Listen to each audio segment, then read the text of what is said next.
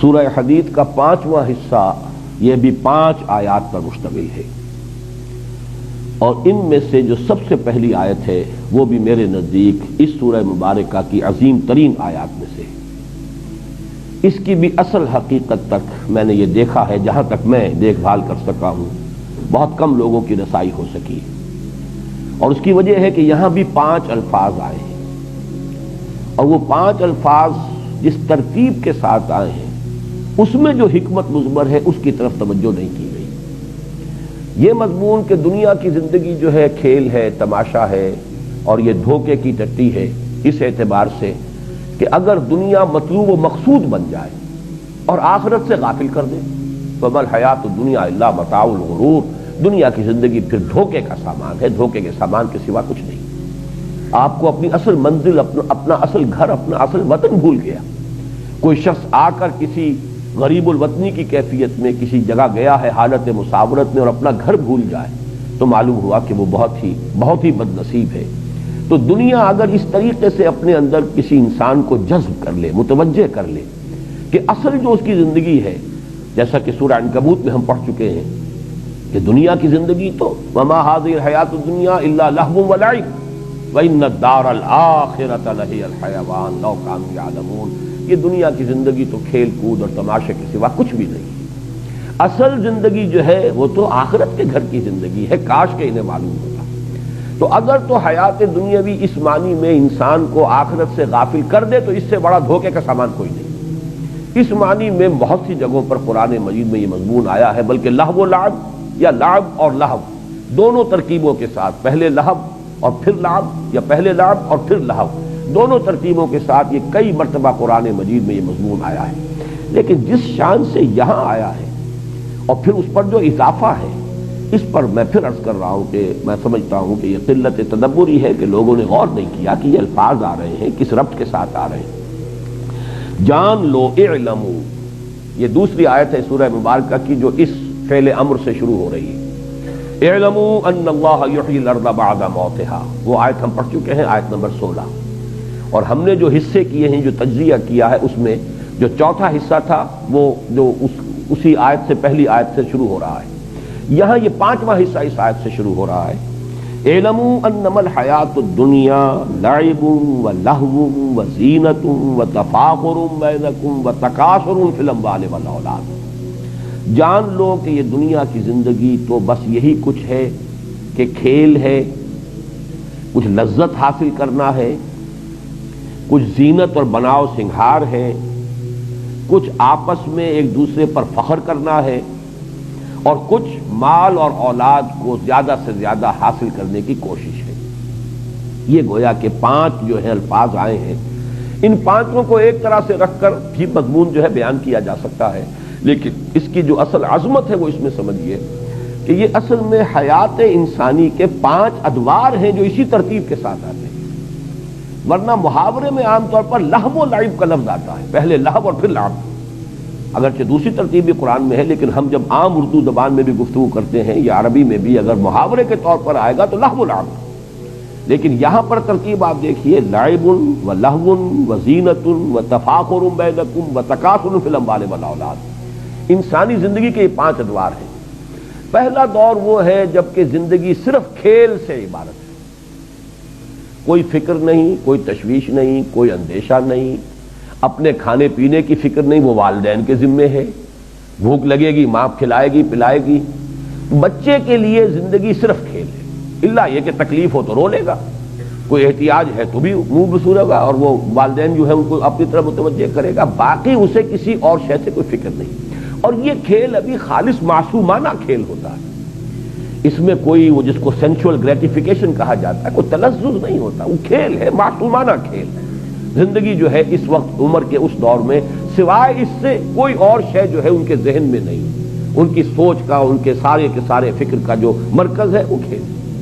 اعلموا انما الحیات الدنیا لعب،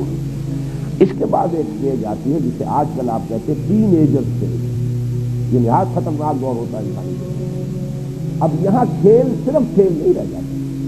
اس میں کچھ نہ کچھ تلذذ شامل ہوتا ہے، کوئی سینشول گریٹیفیکیشن آتی ہے۔ اسی عمر میں پھر جو ہے آدمی بہت سی غلط قسم کی آوارگیوں کے اندر بھی مبتلا ہو جاتا ہے۔ یہ دوسرا مرحلہ لہو،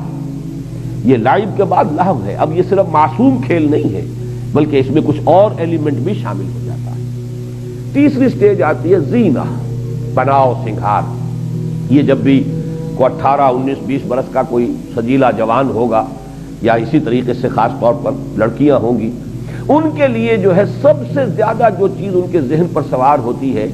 یہ کہ بالکل جو بھی فیشن کے مطابق لباس ہونا چاہیے، فیشن کے مطابق جو ہے وضع قطع ہونی چاہیے۔ اب اگر تنگ جو ہے موری کی پینٹس کا رواج ہو گیا ہے تو وہ جو ہے کسی طریقے سے بھی وہ چوڑے موری والا جو ہے وہ پینٹ پہننے کو تیار نہیں ہوگا، اور اگر کوئی رواج ہو گیا ہے چوڑے قسم کے پائچوں والی پتلون کا تو وہ دوسری نہیں پہنے گا۔ اس میں بناؤ سنگھار زینت، یہی گویا کہ ان کی سوچ، ان کے فکر، ان کی ساری جو احساسات ہیں، ان کی ساری نفسیات کے اندر سب سے نمایاں شے یہ ہو جاتی ہے۔ چوتھا دور آتا ہے وَالتَّفَاخُرُ بَيْنَكُمْ۔ اب یہ دور ہے اصل میں کہ جس کو آپ کہیں گے کہ 25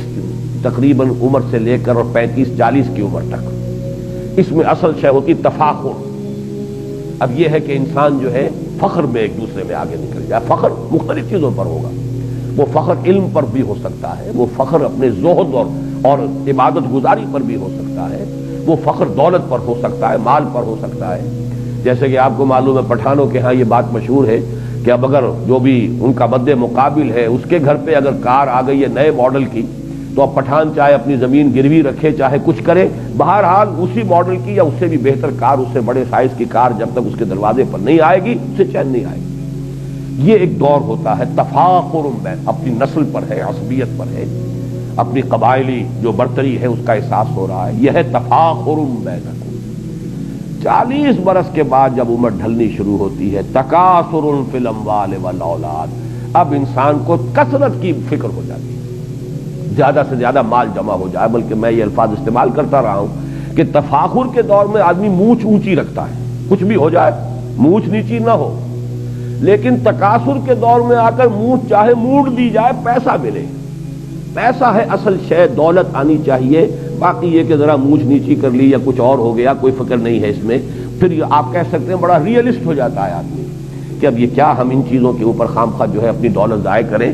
پیسہ سنبھالو، دولت سامنے رکھو۔ اور تکاثر فی الاموال والاولاد، ویسے تو یہ کہ آج بھی کثرت اولاد جو ہے خاص طور پر جن کے جوان بیٹے ہو جائیں اس پہ اس کو یقیناً جو ہے بہت ایک تقویت حاصل ہوتی ہے۔ قبائلی زندگی میں تو اصل میں انسان کی ذاتی عزت اور وجاہت تھی ہی اس بنیاد پر۔ آج بھی آپ کی دیہاتی زندگی میں مجھے ایک لطیفہ یاد آتا ہے، میرے کلاس فیلو تھے ڈاکٹر سلیم صاحب تھے جو ایک حادثے میں، بلکہ حادثے میں کیا قتل کر دیے گئے، ایک ڈاکے میں انہوں نے میرے ساتھ MBBS کیا تھا۔ وہ مثال دیا کرتے تھے کہ ایک شخص ان کے گاؤں میں تھا، یہیں فیصل آباد کے قریب کا گاؤں تھا، باجوہ فیملی سے متعلق تھے وہ، کہ اس کے 11 بیٹے تھے، 11 کے 11 اعلیٰ تعلیم یافتہ ہو گئے۔ اب وہ کوئی کہیں پر DC لگا ہوا ہے، کوئی کہیں پر جو ہے اس طریقے سے ہے، گاؤں میں کوئی اس کے پاس نہیں تھا۔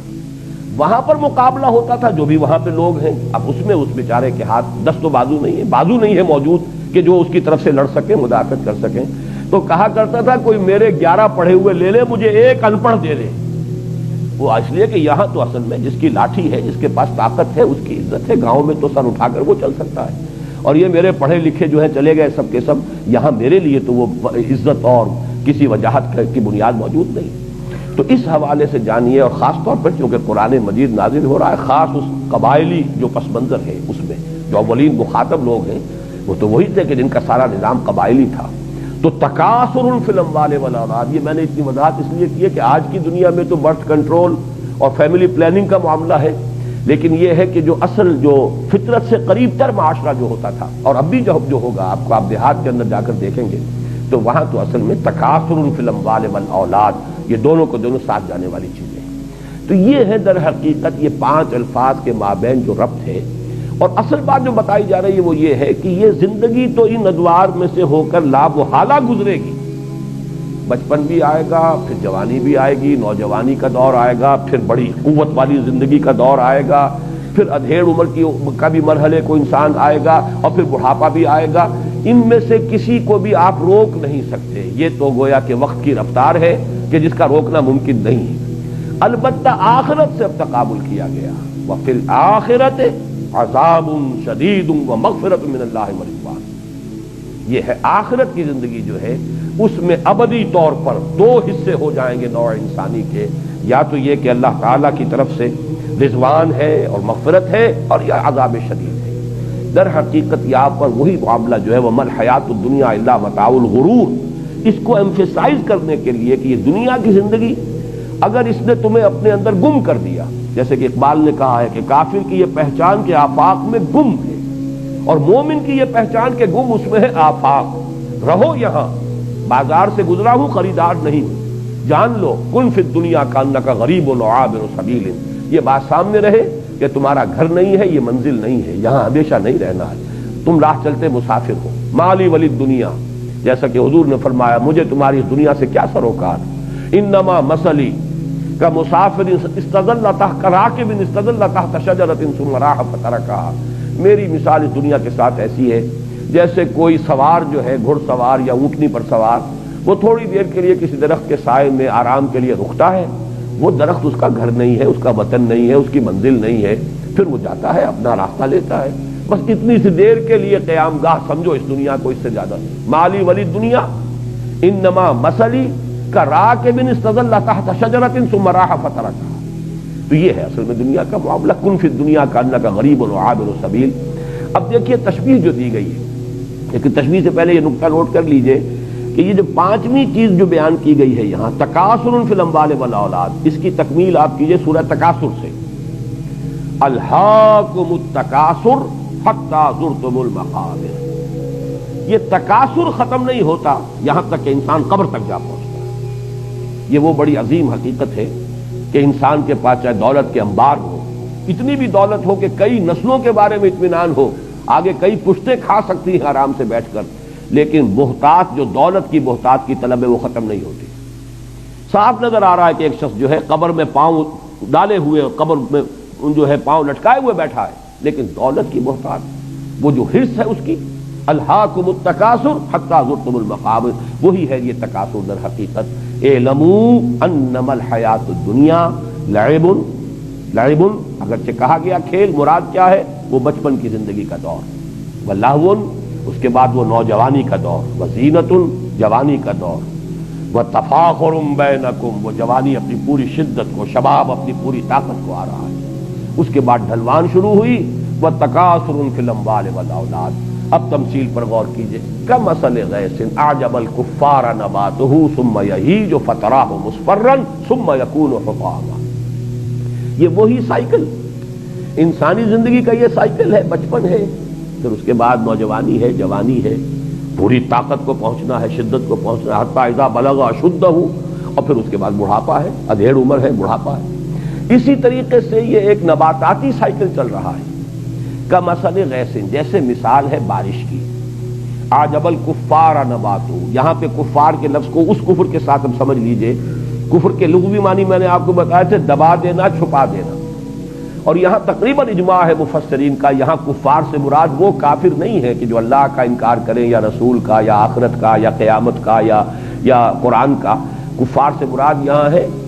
جو کاشتکار ہے، اس لیے کہ کاشتکار بھی زمین میں بیج ڈالتا ہے، بیج کو دباتا ہے، پھر وہاں سے کھیتی جو ہے وہ لہلہائے گی اور ابھرے گی۔ تو کمثل غیث، جیسے زراع کا لفظ آیا ہے سورہ فتح کے آخر میں، زراع اعجب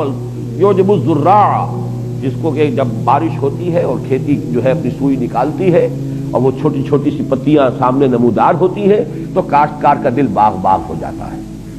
وہاں پر بھی یہ لفظ آیا تو فرمایا کمثل غیث اعجب الکفار نباتہ،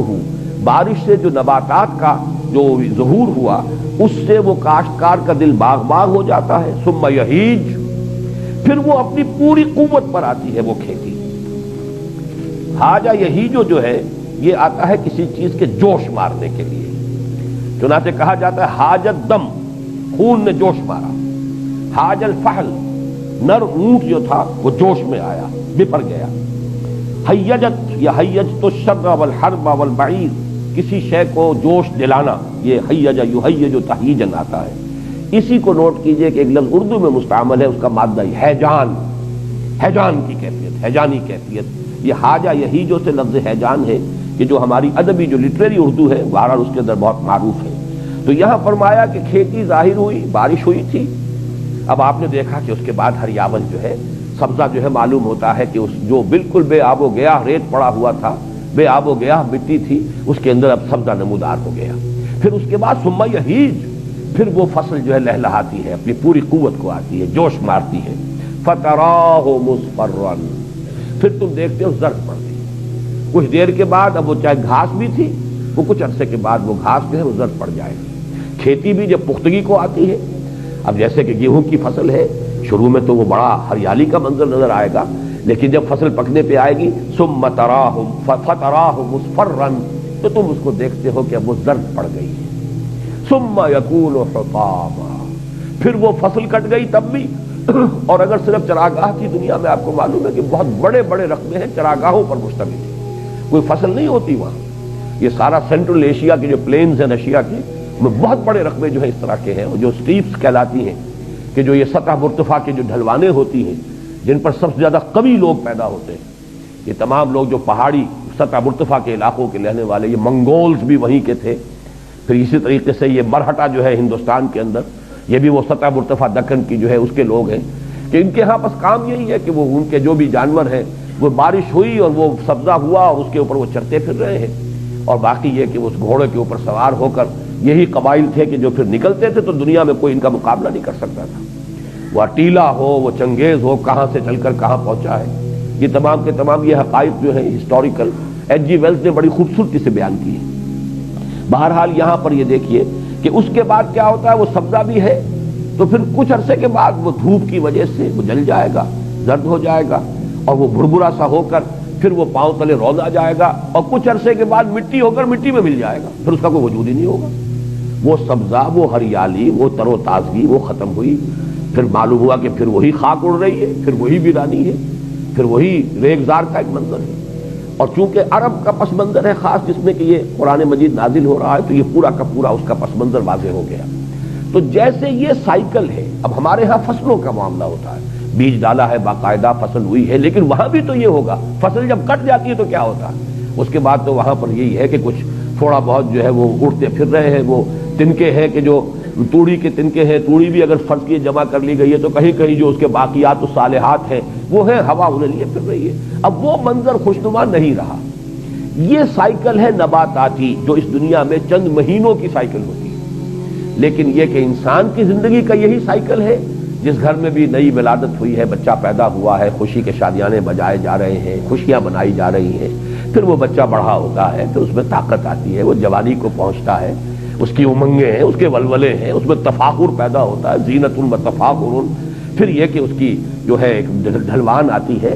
اب چہرے پر بھی زردی آتی ہے، فتراہ مصفرا، چہرے پر جھریاں پڑ رہی ہیں، بال جو ہے سیاہ نہیں رہے، سفید ہو گئے ہیں، ہو کہ آخر کار بڑھاپا آئے گا، موت آئے گی، اور وہ قبر میں اتار دیے جائیں گے، اور کچھ عرصے کے بعد مٹی ہو کر مٹی میں مل جائیں گے۔ تو یہ ہے وہ سائیکل، ہیومن لائف سائیکل، اور یہ ہے وہ نباتاتی سائیکل جو ہے بوٹینیکل سائیکل۔ ان دونوں میں بڑی گہری مناسبت ہے، اور اس آیت کریمہ کا جو اصل حسن ہے معنوی وہ اسی میں مضمر ہے کہ یہ سٹیجز ہیں۔